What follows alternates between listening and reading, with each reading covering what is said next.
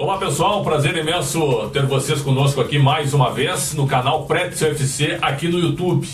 Você já pode curtir esse vídeo e também clicar lá no sininho. Quanto mais inscritos, melhor para nós e melhor para vocês também, já que vão receber os nossos conteúdos, bastidores, informações, entrevistas, game show, né, opinião, também interatividade, tudo isso para você. Então inscreva-se no canal, já agradeço a quem se inscreveu para que receba os nossos conteúdos. E um dos nossos conteúdos agora também é especial, uma entrevista com Caio Avallone, que é filho do Roberto Avallone, que marcou uma geração, grande jornalista esportivo, que nos deixou neste ano de 2019, mas que também deixou marcas profundas em várias gerações do jornalismo. Posso falar da minha também, que mesmo sendo gaúcho, vindo trabalhar em São Paulo, sempre acompanhei o trabalho do Roberto Avallone, um grande palmeirense e um grande jornalista. Caio, obrigado pela presença aqui no canal Pretzel UFC. Para nós é uma honra te receber. A honra é minha, já sou seu fã há bom tempo. E é uma honra estar falando de alguém que eu, tanto amo. Não é difícil falar dele, né? É fácil demais. Acho que até que se eu falar muito, você me corta, porque história que não falta, né? Bom, aquela pergunta que tem muito cara que faz para jornalista. Tu é palmeirense? É uma pergunta meio óbvia, mas tem que fazer, né? Sou exclamação. Exclamação. Sou, mas nada comparado ao que meu pai era. Aliás, exclamação e interrogação. Quando você ouvia isso, foi uma criação pessoal do Avallone, porque é impressionante. Os grandes imitadores do Roberto Avallone usam mesmo as bengalas, são, né? Exclamação e interrogação para chamar a atenção. Porque meu pai começa a carreira no jornalismo esportivo, né? Na Última Hora, teve um outro jornal, agora esqueci, depois Jornal à Tarde, 22 anos Jornal à Tarde. Então, como ele cultuava a escrita, meu pai gostava muito de escrever, ganhou troféu ACESP 2 vezes, prêmio Extra, ele gostava muito de escrever. Então foi um jeito que ele encontrou para acentuar, como é que eu falo, o que ele queria dizer, né? Para dar ainda mais força. Então ele começou a usar vírgula, exclamação, ponto, reticências. Então aquilo dava uma força, uma figura de linguagem muito mais apropriada. Então isso virou um jargão dele. E onde a gente passa é exclamação, interrogação, o povo mexia muito com ele em relação a isso. Não, e um jargão que seria necessário para a geração de hoje, de jornalistas aí, que alguns nem sabem o que são reticências. É verdade ou não é? Até puxando um pouco para esse lado também. Agora, o Avallone realmente, cara, ele marcou, principalmente com Mesa Redonda na Gazeta, com o próprio Jornal da Tarde. A geração de hoje não imagina a força que tinha o jornal, né? O Jornal da Tarde, quando ele foi chefe de reportagem, ele teve uma série de meu pai foi ocupações, durante, né? 12 anos chefe de reportagem, né? Cronista, ele tinha o Jogo Aberto, que era a coluna dele, né? E eu era moleque, eu acompanhava, eu ia, até depois tem uma foto minha para colocar no inseto. Mostrar aí. Meu pai me levava a tirar. Aqui o Parreira e o Avallone. Mesa Redonda na Gazeta. Exatamente. E meu pai me levava a tirar colo pro Jornal à Tarde, e assim, a paixão dele por jornalismo, porque num certo momento descobre, ele começa a participar, ele trabalhou na TV Record também, no Show da Meia-Noite com o Barão, que a gente estava falando, com o pai do Emerson. Barão Futebol. E depois meu pai começa a ser convidado para ir para a Gazeta. Meu pai até fez alguns comentários no programa na época do Peruzzi, do Zé Italiano. Que cada um era identificado com o time, né? Mas como convidado, eu lembro meu pai muito mocinho na época, novo, jovem. Aí ele começa a participar. Tá aqui, ó, a foto, Essa foto aqui, Caio, meus parabéns. Né? Imagina. Isso aqui é uma foto histórica e emocionante, realmente. Essa foto é a foto da minha vida, é a foto que eu tenho uma foto original, preciso fazer um quadro dela agora na produtora, quero colocar. Na época, os repórteres fotográficos voltavam dos treinos, né? E tinham que esgotar os filmes. Sim. Então eles passeavam pela redação, sobre a redação vazia, estava meu pai e eu aprendendo a escrever na saudosa Olivetti. Então era o Manente, que era o fotógrafo que fez aquela foto histórica. Histórica de 82, né? Da eliminação do Brasil. Chorando. Eliminação do Brasil contra a Itália. Você que é da nova geração, outros que nunca tiveram acesso a isso, pesquisem a foto de... Aí o jornal, a derrota foi dia 5, foto de 6 de julho de 82, né? 6 de julho de 82. Mas a derrota foi no dia 5. Foi no dia 5. Então, era Barcelona, vírgula. Isso. 6 de julho de 1982. Exato. E era a foto do garoto chorando com a camisa do Brasil. Um choro comovente, ganhou prêmios e prêmios. E foi o Manente fotógrafo. E essa foto foi ele também que fez. Então, foi incrível. Então, assim, meu pai veio da imprensa escrita e começa a participar dos programas da Gazeta. E aí ele começa como comentarista do Jornal dos Esportes, que era o Albuquerque, da ESPN na época. Sim. João Carlos Albuquerque. Grande canalha, hein? Tá nos vendo certamente no canal. Porque eu lembro, isso, eu era moleque, mas eu lembro, eu era fã, eu gravava os programas no videocassete. E aí começa a fazer a mesa redonda, né? Onde ficou por muito tempo, né? Acho que deu 18 anos de mesa redonda, né? E numa época, Pedro, isso que eu acho que é interessante. Eu lembro de moleque que você chegava para ver, os jogos não eram transmitidos ao vivo. Não eram. Era rádio. Eu ouvia com Osmar Santos na época, o Giliotti, né? Depois mais pra frente o Silvério, mas na época do Silvério já começava a passar, acho, né? E, então, o torcedor era carente de ver os jogos ao vivo no domingo. Então, o que tinha? Eram os gols do Fantástico. Mas que também só eram os gols. Exatamente, que eram às 10 da noite os gols. 10 da noite. Ficava esperando os gols, né? E o horário do domingo era menosprezado. A Globo botava o Charlie Chaplin, né? O festival Charlie Chaplin, filmes antigos. Ninguém apostava no potencial do domingo.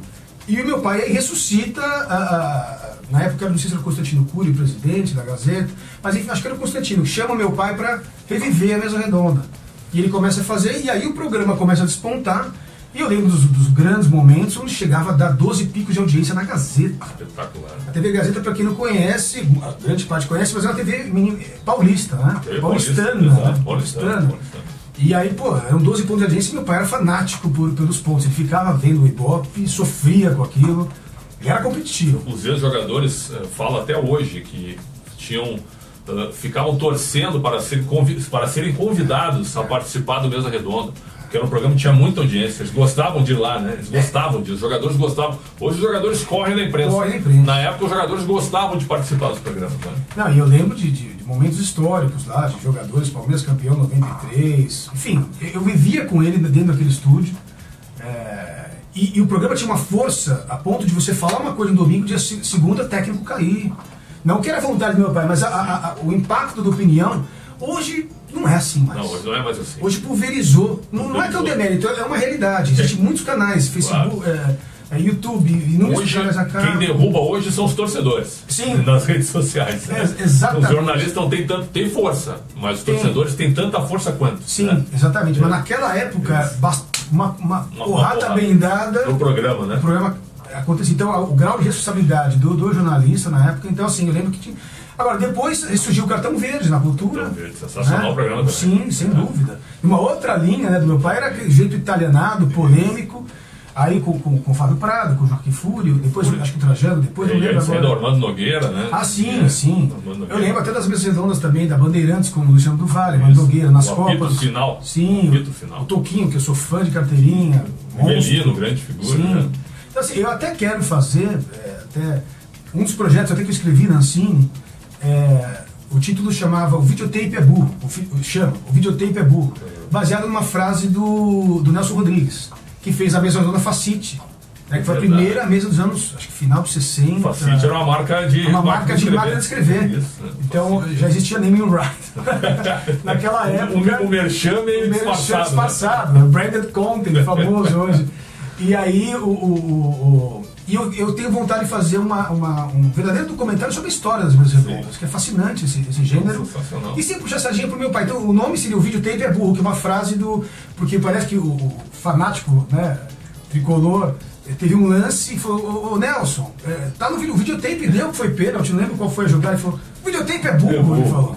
Então essa frase é marcante, e aí eu quero fazer... em breve, aí um documentário sobre a mesa redonda e sobre meu pai também. Agora, Caio, com tudo isso que você viveu grandes momentos do jornalismo, acompanhava todos os bastidores. Dá para escrever um livro, eu imagino, sem dúvida nenhuma. E ao mesmo tempo você virou publicitário. Sim. Não seguiu no jornalismo esportivo. Por quê? Porque se desiludiu em algum momento ou achou que não era do ramo? Engraçado. Boa pergunta. Todo mundo me pergunta isso. Todo mundo te pergunta isso? Então desculpa se ser repetitivo, mas é uma curiosidade. É uma curiosidade que faz todo sentido, né? Assim, na verdade eu tentei fazer jornalismo na Casper Libero, eu fiz por 4 meses e fiz publicidade na FAAP. Certo. Mas a minha veia, a minha grande paixão era o texto dos comerciais de 30 segundos. Eu queria contar a história, né? E acabei me apaixonando por cinematografia mesmo, por filmes, vídeos. Eu gosto de futebol, mas estou longe de ter a habilidade do meu pai para comentar, a memória avantajada sua também, do Milton Neves, do meu pai, enfim, é uma coisa assim, realmente não foi meu caminho. Amo, né, tipo, de paixão de ter acompanhado ele, eu vivenciei muito isso pelo lado dele. Então, assim, sem querer, querendo, eu conheço muito desse universo por ter frequentado, ser tiracolo com ele em todo canto. A minha paixão sempre foi mais música, cinema, agora documentários que eu quero entrar, estou fazendo meu primeiro documentário agora, inclusive meu pai, uma pena que ele não está mais aqui, ele seria entrevistado nesse documentário. Só contando uma história rápida. Claro, por favor. Um lado B que ninguém sabe do meu pai, duas histórias eu vou contar aqui. Vamos lá. Do pique. Uma delas é o seguinte, eu sempre fui apaixonado por espiritualidade, por coisas que a gente não entende. Eu também gosto. Então vamos nessa. Eu tava com meu pai, a gente foi viajar para Tabatinga, uma praia entre Caraguatatuba e Ubatuba. Pousada Tabatinga. Fui meu pai e minha irmã. Meu pai já era separado da minha mãe, né? A gente foi nós três. Chegamos no hotel, colocamos as malas no quarto e fomos caminhar na praia. O céu estrelado, maravilhoso. Eu tava andando assim com meu pai, viro para ele e falo, pai, você acredita em disco voador?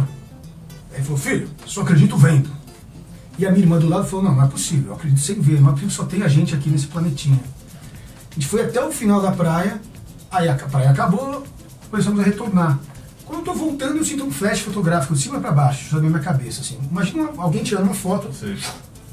Fiquei quieto, falei, sabe que isso é alguma coisa do meu olho? Aí de novo, um clarão magro. Eu virei para o meu pai, você viu isso? Ele fez, vi. Uma intuição me fez olhar para cima. Quando eu olho para cima, eu vejo um objeto redondo, parado. Eu tinha 17 anos de idade, não existia drone. Parecia o Gênios da Estrela, aquele brinquedo Gênios da Estrela. Gênios, aquele do toque das cores. Vocês podem até colocar como série depois o brinquedo Gênios da Estrela. E o objeto parado, eu vi aqui e falei, pai, porra, eu tava perguntando para você se acreditava. Nossa cabeça, o objeto, até agora eu não sei explicar o que era aquilo. Um objeto parado no ar, estático, lindo, do tamanho de uma lua cheia. Não era coisa meia boca, era um negócio parado. Eu falei, o que é isso? Eu falei, pai, eu não sei. E foi uma emoção. E o documentário que eu estou fazendo chama Eu Vi. São histórias de pessoas dos mais diversos tipos, desde de uma freira, um agricultor, um CEO de uma empresa, que em algum momento da vida se depararam com fenômenos anômalos, insólitos. Pô, foi em 1992 isso. Cara, foi. Tinha 17 anos. Foi muito lá atrás. Então eu sou apaixonado pelo assunto. E eu acabei influenciando meu pai. Tanto que vários programas dele, ele levava astróloga kármica. E tem uma outra história legal também, na esteira. Pô, em 92 o Palmeiras não tinha quebrado o jejum. Então vamos lá. Então, olha como uma coisa encaixa na outra. O Palmeiras ficou na fila de 76 até 93. Exatamente. Foram o quê? 18 anos? 17, 17, né? 18 anos. Quebra em 93, exatamente. Né? Aí o que aconteceu? Essa história, acho que a gente fez até, meu pai tinha na época um blog, um site no zip.net, eu lembro, e eu roteirizei isso e fiz em forma de quadrinhos. 93, final Palmeiras e Corinthians, né? O primeiro jogo, o Viola imitou o Porquinho, tal, o Palmeiras queria ter aquilo. E aí o meu pai chegou pra tia Dora dele, a lendária tia Dora, meu pai sempre fala dela no programa, minha tia Dora, tal, e o tio Cláudio, que era o tio do meu pai, irmão da tia Dora. E ele chega pra tia Dora, ela era muito católica, gostava de rezar a missa do Padre Donizete. Era um disquinho, uma vitrolinha, todo com aquele som de ruído retrô, né? E uma reza do Padre, sabe? Aquele som, sabe? De rádio de AM, né? Sim. E aí meu pai fala, Dora, é o seguinte, eu nunca te pedi para você rezar por uma causa que não seja nobre. Mas por favor, Dora, faz 17, 18 anos, o Palmeiras não é campeão. Reza para o Palmeiras campeão. É importante, isso não é qualquer coisa. E a Dora, a tia dele, faz a reza, ouve, e ela rezou também a oração das almas. Isso é bastidor total, já me diz? A oração das almas, o que acontece?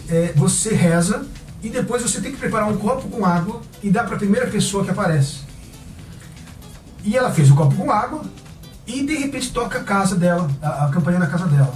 Ela mora na rua Conselheiro Brotero, na Barra Funda, falecida, já te adoro, um bairro classe média, simples, e de repente toca alguém e ela vê a figura de um homem de terno branco, com cabelo para trás, uma figura atípica para a região, um cara com terno branco. Ela falou, o senhor deseja alguma coisa? Ele falou, não, eu só quero um copo d'água. E a minha tia Dora era uma pessoa muito atualizada, não, assim, muito correta, ela jamais inventaria uma história dessa. Claro. E ele pede um copo d'água. E ele chega e fala pro meu tio, minha tia Dora, é o seguinte, olha, eu sei que vocês são palmeirenses, eu quero que vocês saibam que o Palmeiras vai ganhar de 1-0 no tempo normal e 3-0 na prorrogação. E aí eles ficam e falam pro meu pai isso. E foi o placar do jogo. Foi assim, um evento que até a gente não entendeu o que aconteceu, aquela projeção daquela entidade. O cara tomou o copo d'água, E tomou o copo d'água. Então isso é uma história que ninguém sabe e marcou minha vida. Aliás, o Palmeiras 93 foi o grande Palmeiras da minha vida. Eu chorei, eu fui ver. Meu pai ficou tão nervoso que ele estava. Jogou de meias brancas também, né? Jogou de meias brancas. Meu pai ficou no estúdio da Gazeta, que ia ter o Mesa Redonda, e estava tenso. E eu fui com a Elô Campanholo. Produtora, grande Elô. A gente foi, ficamos lá na época na cativa. E eu do lado dela, a hora que o Zinho fez o primeiro gol, foi uma tremedeira. Eu já que chorei no primeiro gol do Zinho. E aí, a hora que eu cheguei na Gazeta, o carro desceu, aquela rampona da Gazeta, meu pai estava lá de braço aberto. Não, e esse jogo, Caio, dessas histórias, elas são interessantes, porque nesse jogo, eu sou de Porto Alegre. Eu me lembro que em Porto Alegre, teve um Globo Repórter na sexta-feira, o jogo foi sábado. Sim. Palmeiras e Corinthians foi sábado, dia 12 de junho de 93. E na sexta teve um Globo Repórter especial com a festa das duas torcidas. Para vocês verem o que era o futebol. A festa das torcidas de Palmeiras e Corinthians, sim. Que o Morumbi estaria lotado, a decisão sempre era no Morumbi, né? Não tinha o estádio do Palmeiras, tinha o Parque Antártico, mas não comportava, e o Pacaembu era menor sempre foi menor que o Morumbi. E aí eu em Porto Alegre, parou o país aquele jogo. Aquela decisão Palmeiras e Corinthians, até pelo jejum do Palmeiras e pelo time que o Palmeiras tinha, da Parmalat, o país parou para ver aquele jogo. E aí no sábado, eu nunca mais esqueci que eu vi o jogo em Porto Alegre ao vivo para todo o Brasil, um frio de rachar que a gente chamava, né? 12 de junho de 93. E aí o Palmeiras ganha com muita autoridade, sim, atropela o Corinthians, passa por cima do Corinthians. Né? Sim, teve aquele lance lá do Edmundo em cima do... Isso, esse nome, mas assim, Palmeiras sobrou, né? Não, o Palmeiras tinha muito mais time, né? E no primeiro jogo, o Viola faz 1-0, sim. E aí passaram a semana inteira tensa, porque imagina perder pro Corinthians e ficar mais um ano na fila. E hoje aquela imitação do Viola seria politicamente incorreta, né? E o futebol era bem melhor. Essa festa das torcidas que o Globo Repórter mostrou na época, nunca mais me esqueço. A festa com as bandeiras, o estádio todo colorido, metade Corinthians e metade Palmeiras. E no final, eu lembro que acabou o programa, a gente ainda foi, meu pai foi, a gente tem que comemorar. A gente foi naquela rua da Mancha Verde, não pela Mancha Verde em si, a gente queria estar no meio da torcida. Meu pai entrou sem menor zelo, alguns se conheceram, aí começaram em cima, e a gente pegou mais alegria na tamanha, foi um negócio... E era impressionante como era forte o Campeonato Paulista, né? Muito forte. Então o que acontece? Era uma coisa e hoje tem sua importância, lógico, no final das contas a rivalidade... Mas perderam, né? O Palmeiras não ganha desde 2008, gostaria de ter ganho nesses 2 últimos anos, não conseguiu ganhar. Não, e com muito mais investimento que os outros, e com mais time também. Acabou não conseguindo. Agora, Caio, você vivendo os bastidores, né? Tem alguns programas do Mesa Redonda, aquele com Milton Neves, de 1997. Sim. Que você procura aí, é um programa espetacular, que é um bate-boca no programa apresentado pela Avalone, né? Milton Neves versus Avalone versus Milton Neves. Inclusive com a mediação do presidente do sindicato na época, né? O Mário Marinho, é isso? O Mário Marinho estava. Ele ficou como mediador, é um programa espetacular. O Filipão, exatamente. O Filipão, técnico do Palmeiras, presente ao programa. Você estava. O Márcio Bernardo estava no estúdio, vendo, né? Assim, o Milton Neves é meu amigo do Facebook. Não, o Milton Neves é uma grande figura, grande amigo nosso. Assim, houve a rixa dos dois, isso é negável, o Milton sabe disso. O Milton participou da Mesa Redonda, meu pai, na época. Eu lembro até dos mercenários do Milton. Na época já dava para ver que ele. O Lecoq Sportif, eu lembro até da marca, acho que nem existe mais hoje, posso fazer mercenário, nem existia. Não, existe a marca ainda. Lecoq Sportif existe. E aí ele até deu uma entrevista no UOL agora recentemente, onde ele disse que ele foi boicotado na Gazeta, o Milton. Tá? Agora. Mas eu era moleque. A palavra dele escrito no UOL. Eu lembro dos bastidores, mas eu lembro que o meu pai tinha na mesa na época com o Vanderlei Nogueira. Na bancada. Rádio Jovem Pan. Sim, grande Nogueira. Eu não sei se dá uma pessoa. Mas estava o Milton Neves também, faz tempo. E o Milton participava. Né? Mas daí, tempos depois. O Milton tinha uma coluna na Folha da Tarde, se não me engano. E ele entrevistava sempre uma personalidade. E ele sempre perguntava qual o melhor apresentador esportivo. Daí ele faz isso até hoje no Agora São Paulo. Né? E de certa forma, começou a ter alguma rivalidade entre os dois grandes conhecedores da história do futebol, né? O Milton tem uma memória privilegiada, meu pai também é outro monstro. Então, tipo assim, tem até um episódio clássico, que eu não estou com um vídeo aqui, entre ele e o Milton disputando conhecimento, se não me engano, numa festa na casa do João Betting. Pergunta pro Mauro depois. E teve o programa na época, que o Milton Neves, acho que na época apresentou um evento do Corinthians, que acho que o presidente era do Alibe. E voltou pro meu pai falou, olha, vocês acompanharam aí a matéria da festa do Corinthians, o companheiro do Neves apresentando. Tipo, eu não faria isso, mas... Pô, aí deu um quebra-pau, que meu pai na época achava, até na época eu sempre achou, mas o Milton tem essa questão, ele foi contratado para apresentar e foi. E o meu pai achou que na época não faria isso, ele achava que era confundir o jornalismo com apresentar a festa do clube. Claro. Então, e aí deu um pau geral, aí são coisas que aconteceram, tá no YouTube aí. Mas o jornalismo... Aí o Milton foi no programa, teve um direito de resposta, e a coisa foi acirrada. Eu tava no estúdio na época, acabou o programa, eu saí com sentimento de tristeza. Eu amo meu pai, ele sabe disso, eu respeito pelo Milton, mas no final das contas, eu acho que, paizão, dos dois, muito ego, né? É verdade. Como todo no jornalismo, acaba exacerbando muito. Pra gente que assiste isso. de sangue doce, é um debate espetacular. Sim. Mas pra quem viveu, eu imagino que tenha sido não foi confortável. Não foi confortável porque, putz... Mas meu pai, assim, não dá pra negar que ele viveu como ele tinha muita personalidade, uma autenticidade única, ele não fazia questão de agradar ninguém, de puxar saco de técnico, treinador, ele falava o que tinha que falar. Eu não lembro meu pai retrocedendo para alguma coisa assim. Então eu acho que a marca que ele deixa para mim é assim, não queira agradar todo mundo, seja você, porque não adianta, humor não dá certo. Então assim, ele tinha essa autenticidade, então assim, hoje eu olho tudo isso aí de uma forma muito positiva, foi a história dele, claro, né? Tipo, claro. com muita garra, é o estilo dele, se não fosse esse, não era valor. Não, e marcante, sem dúvida nenhuma, marcante para várias gerações. Agora, tu falaste em jornalismo futebol clube. Só que o mundo sabe que ele era palmeirense, óbvio, identificado com o Palmeiras. Ele conseguia separar a paixão dele pelo Palmeiras ou o jornalismo futebol clube que ele usava bastante, né? Para tinha setores, jornalismo futebol clube realmente era uma marca, né? Então, vou contar uma coisa, assim, era nítido para quem acompanhava os programas, até era fruto de imitação. No primeiro bloco Palmeiras, segundo bloco Palmeiras, terceiro Palmeiras, quarto Palmeiras, e o quarto bloco Menino do Jockey. E depois mais Palmeiras. E Corinthians, São Paulo, os outros. Então assim, ele tinha uma paixão evidente pelo Palmeiras. Isso aí não se discute. Mas, na hora de dar opinião, eu acho até que ele era muito mais cruel, às vezes, com o Palmeiras. Pela paixão de querer ver o time na linha. Tanto que meu pai, na época, foi considerado persona não grata por algum aqueles lindos conselheiros do Palmeiras. Não sei se sabe disso.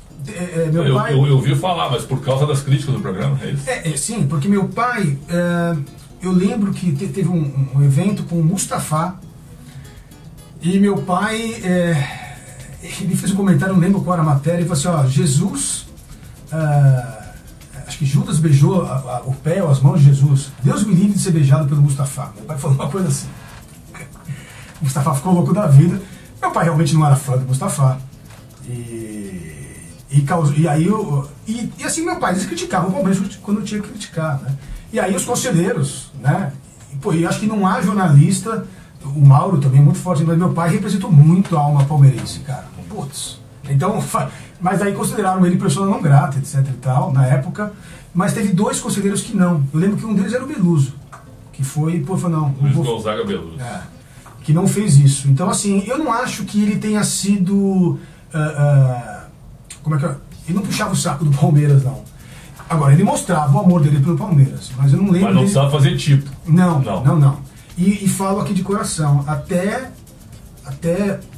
3 meses atrás aí, ele tinha paixão pelo Palmeiras. Assim. O que ele era na televisão, ele era na vida ao vivo. Era assim, ele não é que era um personagem nas telas. Ele é personagem por onde ele andava. Inclusive, se estava de mau humor, vinha... Ele não era um tipo. Então ele era apaixonado pelo Palmeiras, me ligava e falava assim, você está cumprindo o seu dever cívico de palmeirense, de vir ao jogo, de assistir ao jogo? Eu falei, pai, não estou com a minha filha agora. Eu falei, mas não é possível. Então ele ficava revoltado, ele tinha paixão pelo Palmeiras até hoje. Eu me lembro, Caio, que em 2007, antes de eu vir aqui para São Paulo, o Avalone apresentou o programa Por Dentro da Bola, eu acho que foi isso, né? Na TV Bandeirantes, com o Mauro Betti, com a Marília Ruiz, né, como tinha um que era na hora do almoço. Não, tinha os domingos também. Não, tinha domingo. Tinha domingo, não, tinha os domingos. Não, sim, sem dúvida. E eu me lembro que eu nunca mais esqueço que ele comentou com o Palmeiras tinha empatado com o Barueri, eu acho, na época.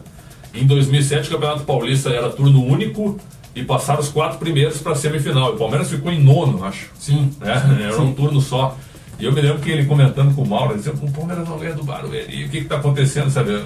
Com o nosso Palmeiras, tudo não sei o quê. Então ele sentia na pele isso, né? Porque o Palmeiras teve times horrorosos também. Sim, putz. Mesmo depois da Parmalat, e depois da Parmalat, o Palmeiras também teve times muito ruins. Penou. Tanto que caiu para a segunda divisão com um grande time, isso é verdade, em 2002, por outras questões. Mas a segunda queda, o time era horroroso também. Sim, sem dúvida.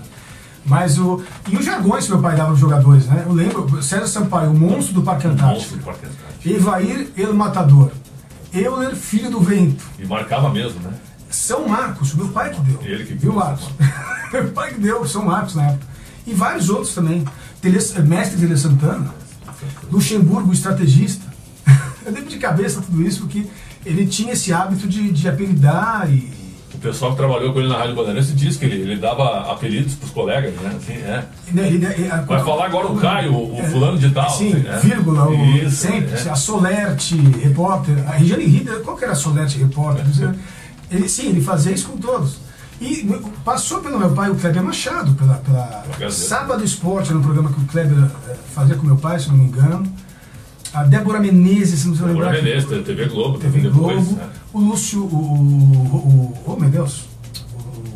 Na Sport TV, o Lúcio... Lúcio de Castro? Não, meu Deus do céu.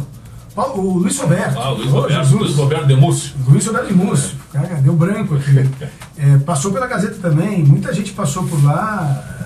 Então, assim, ele tem esse histórico. Eu lembro que o Kleber estava na dúvida se ia para a Globo ou não. Porque uma afiliada da Globo, de São José dos Campos, acho que chamou o Kleber. E falou, Valone, não sei se eu vou, por causa... E meu pai falou, você tá louco, você vai. E ele foi, e hoje é o Kleber, né? Então ele tinha uma coisa meio de mídia, assim, ele passava as pessoas por ele e ele conseguia... Ele gostava muito, e agora, eram pautas acaloradas. Eu era moleque e eu tava nas pautas, né? Então ele era exigente, cara. Ele dava burro na mesa de vez em quando. Mas foi muito bom, porque acho que o pessoal saiu treinado. Não, foi realmente fantástico. Ele era exigente. Fantástico. Agora eu vou te perguntar algo, me permita, porque eu pergunto mesmo, desculpa, não, pessoal, assim, né? Aqui para responder. O falecimento dele foi algo eventual? Foi inesperado? Assim, o meu pai já estava com algumas complicações. Eu lembro que na época da 2014, Copa de 2014, meu pai teve o primeiro infarto.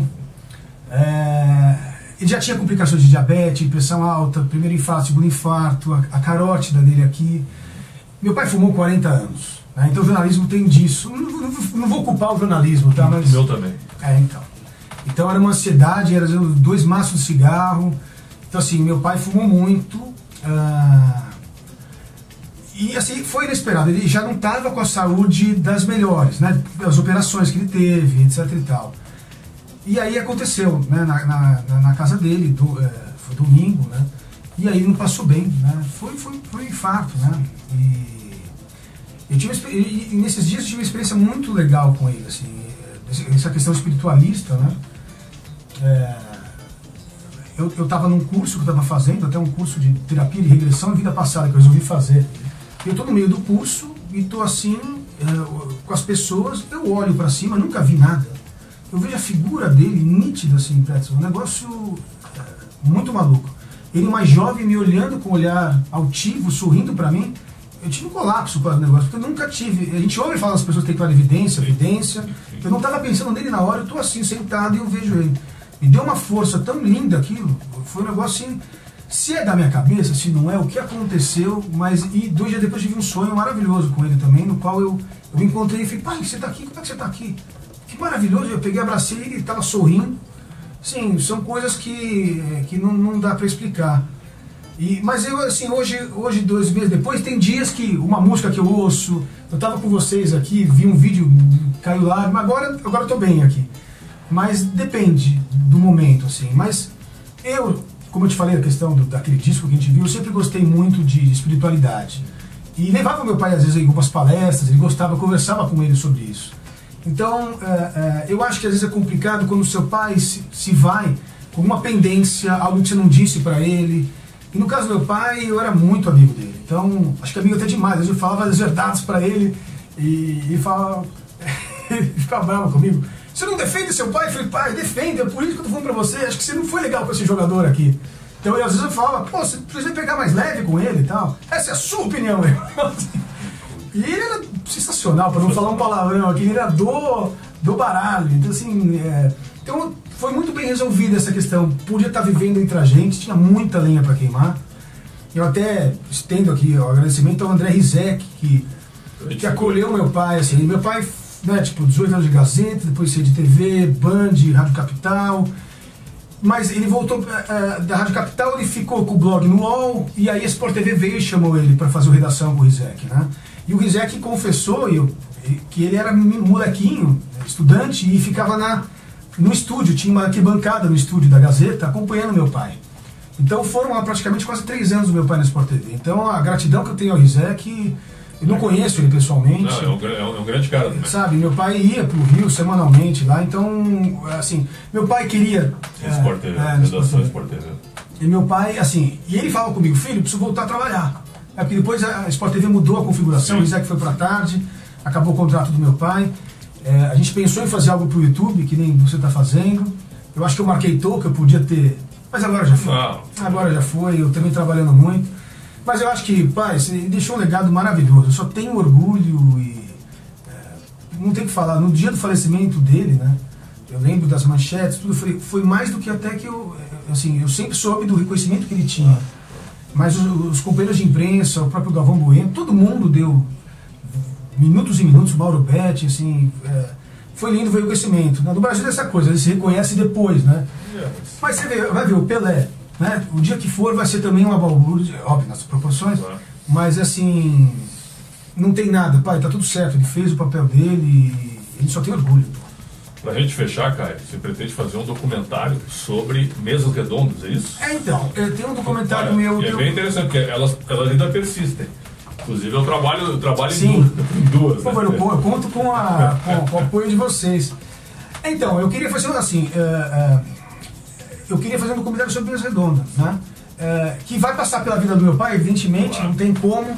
Então eu queria pegar, né, Gazeta, Barinês, da TV Gazeta, eu estou para ligar para eles, para ver se eu consigo de arquivo, né? Da Gazeta, que tem muitos anos de arquivo lá. E mostrar lado bom, mostrar tudo, né? O documentário mesmo trazer a verdade, a sombra e a luz e tudo, de lindo que ele fez, de polêmico que ele fez. E passar pelas mesas redondas. É um gênero que realmente é consagrado, né? Tá sempre aí, tá multiplicado, né? Hoje tem todos os dias. Todos os dias, né? Acho que até... E é algo que eu vivenciei muito de perto, né? Antes do meu pai ressurgir, a Gazeta do Galvão Bueno também fazia. O Galvão, junto com oh meu Deus do céu, com o Peruzzi, se não me engano. Até tem uma matéria no UOL agora com o... Como é que fala? Agora esqueci o nome dele. Roberto Petri. Roberto Petri, exatamente. Roberto Petri. Então assim, já vinha... Jornalista muito experiente. Trabalhou na PAN, inclusive. Exatamente. O Galvão foi da Gazeta há muito tempo. Sim. E meu pai até teve uma parceria com o Galvão na rede OM. OM. Aliás, a Rede OM transmitiu, para quem não sabe, a final da Libertadores de 92. São Paulo e News Old Boys. São Paulo e News Old Boys não foi na Globo, foi na Rede OM, Organizações Martinez. Exatamente. Que era do José Carlos Martinez, lá de Curitiba. Empresário de Curitiba. Né? E o Galvão na rua e meu pai era comentarista. Deu 40 de pontos na época, meu pai ficou super feliz. Então, assim... A ficha da Globo caiu em 92 e depois em 2000 com a decisão do Mundial. É isso aí. Exatamente. Mas é isso, é um prazer enorme estar aqui com você, obrigado pela... Mas o documentário vai sair. Então, o documentário eu quero que saia, né? Agora eu vou ver se eu vou sair para os próprios, o que eu vou fazer, mas vai sair. Acho que em legado, tem que deixar esse legado para os netos e fãs. A última, só a história do Serginho. Do Serginho. Serginho Chulapa, a grande figura, que também vai ser entrevistado um dia aqui por nós, sem dúvida. Meteram o pau nele no programa, ele foi lá, né? Olha só que coisa deliciosa. Os jogadores iam ao programa, né, o Caio? Conta aí, cara. Né? Então, eu lembro que assim, houve uma época, essa época romântica do futebol, os jogadores não cobravam cachê, nada disso. Eles queriam estar nos programas. Eu me lembro com meu pai de tirar o Evair do chuveiro, o Celso Sampaio, mais moleque ainda, Parque Antártica, as cascas de laranja jogadas no vestiário, era uma coisa tão saudosa. E os jogadores iam, né, no programa, não tinha essa de... O Milton Neves começou a inflacionar da época, que aí tinha os cachês da Record e tal, aí aí era uma guerra e os jogadores começaram a se agrandar, porque é oferta e demanda, tinha muita mesa redonda, né? Mas na época da Gazeta não tinha isso, era na raça. E meu pai apresentava Acabava o jogo, ele ia no vestiário pegar o cara, eu quero você hoje no programa. E o pessoal ia. E eu lembro que teve um episódio que se a gente foi lá deu uma cabeçada no juiz. Eu não lembro, agora, vocês podem puxar pelo histórico, eu não lembro qual. E aí o Chico Lang acho que criticou o Serginho no ar, e de repente, quem aparece o Serginho resolveu ir no programa. E aí ligaram pro meu pai, Valone, o Serginho tá aqui embaixo, deixa subir. Falou, lógico, ela sobe, né? Só que o Serginho, vocês conhecem a fama dele, pra quem não conhece, ele é um pouquinho esquentado, né? E um pouco baixinho, né? E aí o Serginho entrou na bancada, meu pai falou, meu Deus do céu, né? O que eu vou falar pra ele? E meu pai falou, Serginho, veja essa cena. Ele olhou a cena, Serginho, se tivesse no lugar do juiz, o que você faria com você? Serginho, eu me expulsaria. Meu pai, meus comerciais.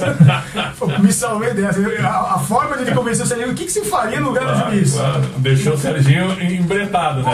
Não tem como sair, né? Exatamente. Então, que tirada muito inteligente. Aí chamou os comerciais e quebrou o gelo. Exatamente. Então essa é uma das várias histórias do meu pai, enfim, que eu acompanhei de moleque. E é isso aí, foi maravilhoso. Cara, 44 anos, é isso? 44. Pô, meus parabéns, cara, por tudo. Obrigado pela participação, pelo depoimento aqui conosco. Foi uma honra te receber. E pode ficar certo que o teu pai está na mente de todos os jornalistas, pelo menos da minha geração, sem dúvida nenhuma, como um grande exemplo de um grande jornalista da imprensa esportiva brasileira. Obrigado, cara. Gratidão. Obrigadão mesmo, cara. Obrigado ao Caio Valone. Você fica conosco sempre. Não esqueça, hein? Curta esse vídeo aqui, clique lá no sininho, continue se inscrevendo no canal Pretos FC para receber os nossos conteúdos exclusivos. Grande abraço. Exclamação.